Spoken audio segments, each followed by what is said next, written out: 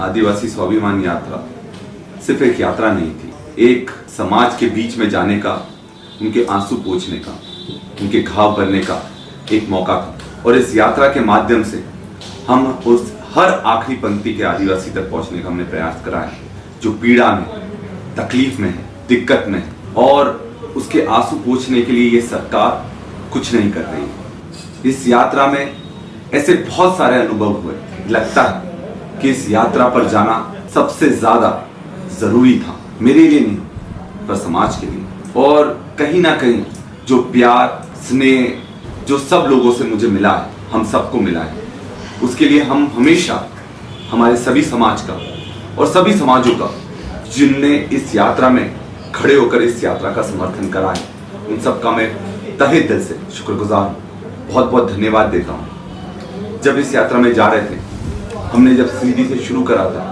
तो कहीं ना कहीं ऐसा लगा था कि इस यात्रा को किस तरह से आगे ले जाएंगे, पर कहीं ना कहीं हमारे पूर्वजों का हम पर आशीर्वाद था।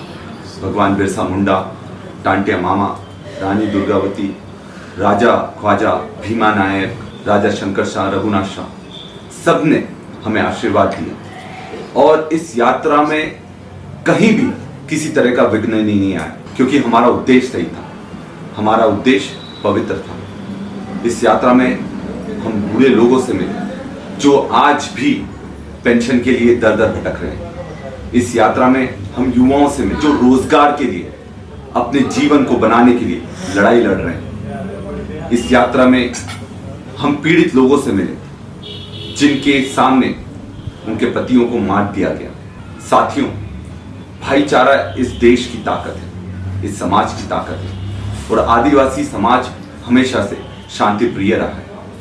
पर जिस तरह के अत्याचार पूरे देश में भाजपा के नेतृत्व में हम आदिवासियों पर हो रहे हैं, उसको सहन करना, बर्दाश्त करना अब हमारे बस के बाहर है। चाहे मणिपुर की घटना हो, चाहे सीधी की घटना हो, चाहे सिवनी की घटना हो, चाहे नेमावर नीमच की घटना हो, ऐसी अनगिनत घटनाएं हैं जिसमें हमारे आदिवासियों का जबरदस्त शोषण हुआ है। दुख की बस ये बात है कि जो सत्ता है, जो सरकार है, वो लगातार आरोपियों का, जो लोग आपत्ति करते हैं, जो लोग हमें अपने अधिकारों से रोकते हैं, उनको दरकिनार करने का काम ही सत्ता के लोग कर रहे हैं, भाजपा के लोग कर रहे हैं।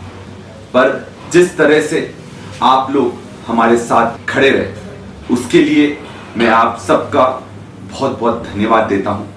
और एक और ऐतिहासिक घटना इस यात्रा के दौरान हुई। हमने कभी नहीं सोचा था कि इस यात्रा को जो प्यार मिल रहा है सिर्फ मध्य प्रदेश में मिलेगा। जब पूरे देश में ट्विटर पर दूसरे नंबर का जो आदिवासी स्वाभिमान यात्रा ट्रेंड करा है, उसमें कहीं ना कहीं हमारे मध्य प्रदेश और पूरे देश के हमारे भाइयों का बहुत बड़ा योगदान रहा है।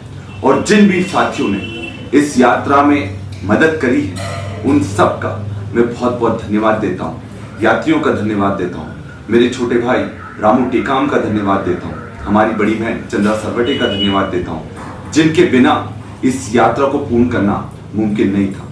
हम तीनों ने शुरू से आखिरी तक लड़ाई लड़ने का काम करा है, और मुझे उम्मीद है जो इस आशा की किरण और जो उम्मीद की किरण इस यात्रा के माध्यम से उदय हुआ है, उस मशाल को आप सब लोग अपने दिल में जलाकर रखेंगे, क्योंकि ये मशाल बुझना नहीं चाहिए। क्योंकि संकट में हमारा भाई, हमारा परिवार ही काम आते हैं। कमलनाथ जी का बहुत बहुत धन्यवाद देना चाहूँगा, जिन्होंने हम तीनों को इस यात्रा करने के लिए प्रेरित करा।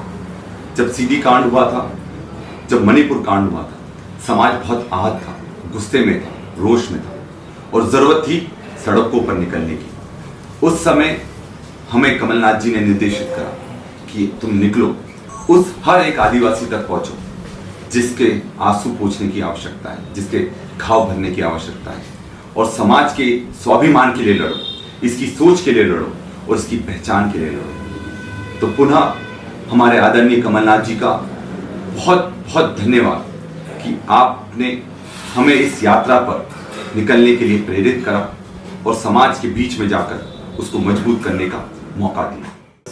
और हंगामा खड़ा करना हमारा मकसद नहीं, कोशिश है कि सूरत बदलना चाहिए। मेरे सीने में नहीं, तेरे सीने में ही सही, आग कहीं भी हो, आग जलनी चाहिए, आग जलना चाहिए। जय आदिवासी, जय सेवा, जय जवाहर।